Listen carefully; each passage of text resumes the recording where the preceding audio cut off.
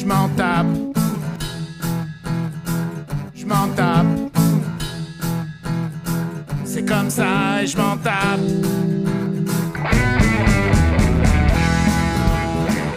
Bonjour à toutes et à tous, bienvenue pour cette nouvelle émission Je m'en tape, une émission dédiée à la découverte du développement personnel pour créer une vie qui vous ressemble en développant vos savoir-être. Je suis Émilie Adam, coach en développement personnel et professionnel à Nancy et je suis heureuse de vous présenter cette chronique pour vous initier au développement de vous-même. Alors le principe il est simple, il est de vous présenter un thème sur un sujet pendant une dizaine de minutes et puis des éléments concrets pour avancer personnellement. Alors c'est parti, aujourd'hui nous allons aborder la thématique du stress. Le stress c'est quelque chose que tout le monde connaît, on en a tous déjà ressenti du stress, mais en même temps, on ne sait pas vraiment qu'est-ce que c'est exactement et quel impact ça a dans notre système, ni comment ça fonctionne et surtout à quoi ça sert. Alors depuis l'âge préhistorique, nous subissons le stress et en fait ce stress c'est quelque chose de super favorable. Le stress il permet d'enclencher plusieurs réactions physiologiques qui vont avoir pour seul et unique but de nous sauver la vie. Donc dit comme ça, le stress c'est vachement cool en fait. En gros, notre système, il passe sa vie à analyser ce qui se passe autour de nous. C'est inconscient, on s'en rend absolument pas compte et c'est hyper rapide. Chaque stimuli extérieur va engendrer une vérification de notre système dans notre bibliothèque de mémoire pour valider que ce qu'on perçoit est sécure.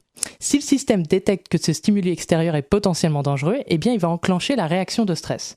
Donc en gros, dans notre tête, à ce moment-là, il y a un dialogue, ça fait genre « Hey les mecs, ce truc-là, on l'a pas déjà vu ?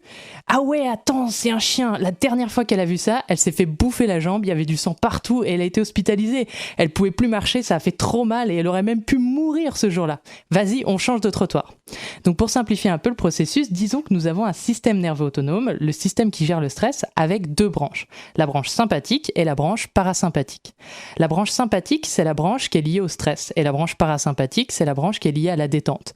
Quand une des branches est activée, l'autre elle est forcément désactivée puisqu'on peut pas être serein et stressé en même temps. Ou alors vous me faites signe et j'aimerais beaucoup étudier votre cas. Donc lorsque notre système détecte que la situation est potentiellement dangereuse, eh bien la branche sympathique s'active et alors s'enclenche un processus de défense. Il y a différentes hormones qui sont sécrétées par l'organisme et puis des réactions physiologiques qui s'en suivent. Donc par exemple, le sang qui fuit vers les extrémités pour nous permettre de courir plus vite ou de frapper plus fort. Il y a la digestion qui s'arrête parce qu'il n'y a pas besoin de digérer quand on est en danger. Le foie va sécréter du sucre pour nous donner de l'énergie. Les pupilles vont se dilater pour qu'on soit plus attentif à l'extérieur. Le rythme cardiaque va s'accélérer également et une partie de notre cerveau de la réflexion se désactive parce qu'il n'y a pas besoin de réfléchir et d'élaborer des stratégies quand on est en danger parce qu'à ce moment-là, notre système, il veut juste enclencher des mécanismes de défense, par exemple la fuite ou l'attaque. Et tout ça, ça se passe en quelques millièmes de seconde. Alors soyons clairs, ces réactions de défense, elles étaient très appropriées quand on vivait à l'âge préhistorique. Je vous donne un exemple. Je sors de ma grotte, tranquille, je m'étire, et là j'entends un bruit derrière les fourrés. Donc mon système se met légèrement en alerte, et boum, je vois un lion qui bondit, donc pic de stress, ma branche sympathique s'active, mes pupilles se dilatent, mon cœur s'accélère, mon sang fuit vers les extrémités, mon foie sécrète du sucre, ma digestion s'arrête, et je suis complètement prête à fuir. Je cours, je me cache dans une grotte, je ferme la pierre, tout, je suis en sécurité. Et petit à petit, mon système s'apaise, tout redevient normal, fonctionnel, ma branche parasympathique est activée, et petit à petit, mes hormones reviennent à la normale. Vous avez peut-être déjà regardé un documentaire animalier où vous avez pu voir une gazelle, par exemple, qui est poursuivie par des prédateurs dans la nature et qui, une fois qu'elle a échappé au danger, eh bien, elle se remet tranquille à brouter de l'herbe dans la savane. Eh bien, l'idée, c'est un peu la même pour nous, c'est-à-dire qu'une fois le danger passé, eh bien, nous devrions reprendre le fil de nos activités de manière sereine et détendue. Alors autant ce mécanisme de défense, comme je le disais, il est très approprié quand on vit à l'âge préhistorique, autant désormais il l'est beaucoup moins. Pourquoi ? Parce que le lion c'est devenu les bouchons sur la route, les factures à payer, mon patron, les enfants à aller chercher à l'école, le mec qui sait pas conduire devant moi, et j'en passe. Et finalement notre système il rentre dans un état de stress un peu permanent, et là où théoriquement une fois le danger passé, eh bien mon système devrait se remettre naturellement à la normale, et bien là pour certaines personnes ça redescend jamais vraiment, et ça s'active à nouveau dès qu'il y a une contrariété du quotidien qui ressurgit. Alors remettons en perspective que dans la nature, une gazelle, elle va pas se faire attaquer 15 fois dans la même journée. Par contre, à notre époque, l'époque des contrariétés, eh bien, on en a plus d'une en une journée. À tel point qu'à force de tout le temps activer la branche du stress, eh bien, on finit par la muscler et on devient stressé beaucoup plus facilement et rapidement et donc moins tolérant aux situations imprévues. Alors vous imaginez bien que notre système, il n'est pas conçu pour subir le stress de manière permanente et que tout ça, ça va finir par épuiser notre système et nos ressources. Donc concrètement au quotidien, ça peut se traduire par des pertes de mémoire, on trouve plus ses mots, on se sent un peu bête parce que notre néocortex, le cerveau de la réflexion, il est en partie désactivé. Donc on n'a plus accès à ça. On peut aussi avoir des problèmes de diabète et de cholestérol parce qu'en fait notre foie, il sécrète du sucre et notre digestion, elle est pas bonne et on a donc une mauvaise assimilation des aliments qui va causer peut-être différents problèmes de santé. On peut également avoir une mauvaise gestion émotionnelle, donc pleurer plus facilement, s'effondrer face à une difficulté ou encore être facilement irritable. Et à terme, tout ça, ça peut mener au burn-out ou à la dépression parce que le système, il en peut vraiment plus. Alors il est donc important d'apprendre à écouter notre système. Parfois on se rend même pas compte qu'on est stressé et à force d'être comme ça, ça devient normal et on croit que c'est notre mode de fonctionnement classique. Alors super, me direz-vous, maintenant je sais que je suis potentiellement stressé, que ça peut avoir un grave impact sur ma santé, ma gestion émotionnelle, que je peux même tomber en dépression, c'est bien joli tout ça, mais que faire ? Ok, pas de stress, j'y viens, mais avant ça j'aimerais vous parler encore un petit peu du cerveau. On peut décomposer notre cerveau en 3 parties. Tout d'abord, on a le cerveau reptilien qui est en commun avec les reptiles, ça nous permet de gérer les fonctions automatiques de notre système comme par exemple la respiration et la digestion par exemple. Donc voilà, c'est fait, c'est dit, vous avez le même cerveau qu'un lézard. Heureusement, ça s'arrête pas là.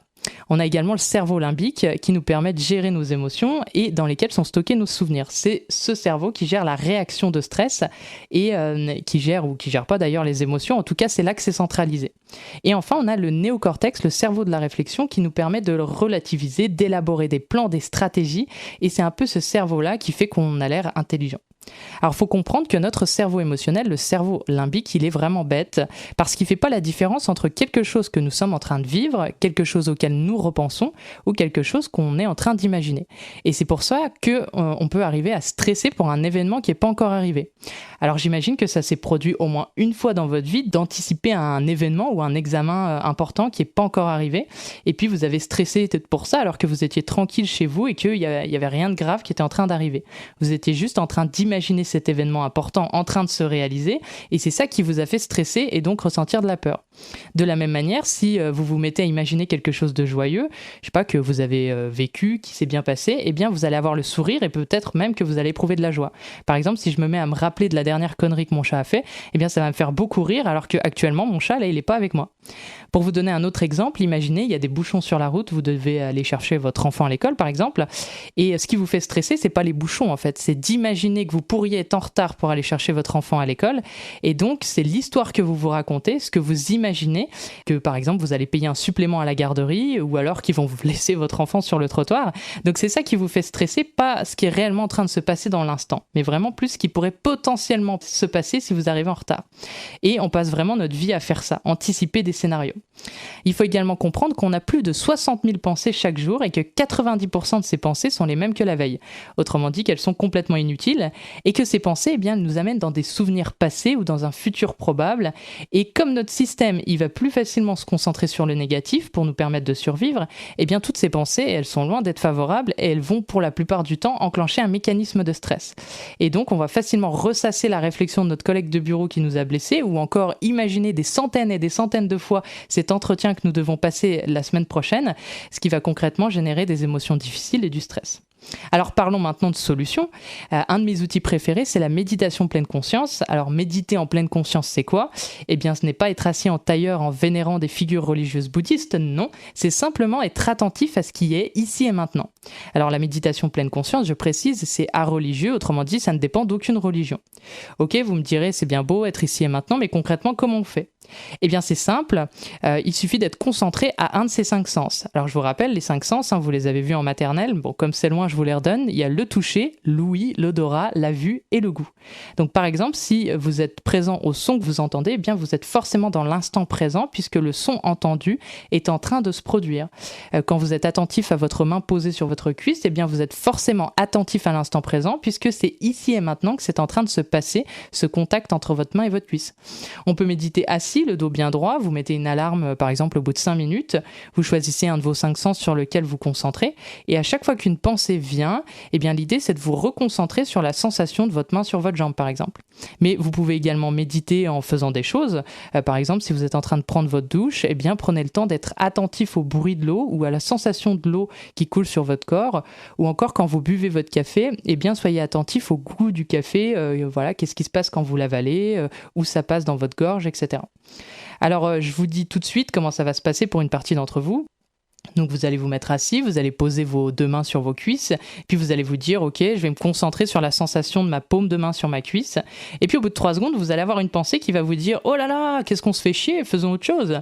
Et là vous allez vous dire non, attends, je me reconcentre sur la sensation de ma main sur la cuisse, et puis 3 secondes plus tard vous allez avoir une nouvelle pensée qui va vous dire hé, au fait, t'as fermé la voiture à clé. Et de cette pensée vous allez avoir des bébés pensées. Oh, souviens-toi Catherine, elle avait pas fermé sa voiture à clé, et on lui a volé sa voiture. Et là vous allez imaginer qu'on vous vole votre voiture et toutes les démarches à faire vis-à-vis de l'assurance, aller porter plainte, etc. Et puis là, votre alarme va sonner et vous allez vous rendre compte que vous avez complètement oublié l'objectif de l'exercice et que vous vous êtes fait emporter par votre flot de pensée. Eh bien, c'est pas grave. Finalement, ce qui est important, c'est ce mouvement qui vous fait revenir à la sensation de votre main sur votre cuisse et vous allez en quelque sorte vous muscler à chaque fois que vous ramenez votre esprit dans l'instant présent.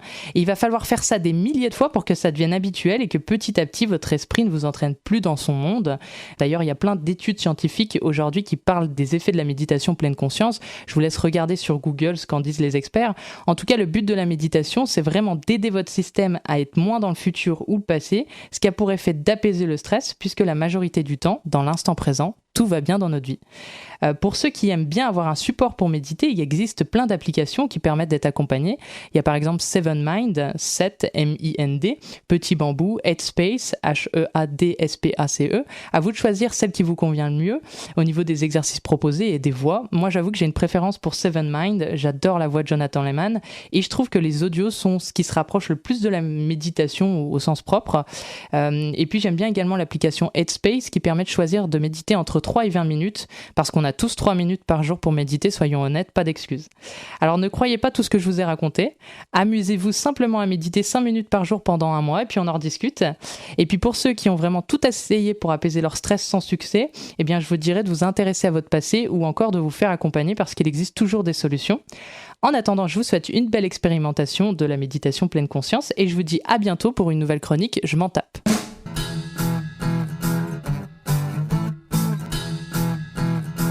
Je m'en tape. Je m'en tape. C'est comme ça.